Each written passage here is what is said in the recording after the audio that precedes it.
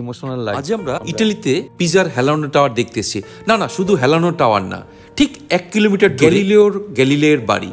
ঠিক শুনেছেন, হ্যাঁ, সুবিখ্যাত সায়েন্টিস্ট অ্যাস্ট্রোনমো গ্যালিলিও গ্যালিলেই আজকে তার বাড়িতে এসেছি। 1564 সালের 15ই ফেব্রুয়ারি এই সেই ঘর যেই ঘরে তার জন্ম হয়েছিল। আমরা এখান থেকে এখন যাব ফ্লোরেন্সের গ্যালিলিও মিউজিয়াম। গ্যালিলিওকে বলা হয় অত্যাধুনিক বিজ্ঞানের জনক। গ্যালিলিওর তৈরি অত্যাধুনিক টেলিস্কোপ দিয়ে উনি প্রথম দেখতে পান যে চাঁদে পাহাড় আছে এবং বৃহস্পতিকে ঘিরে 4টি উপগ্রহ ঘুরছে।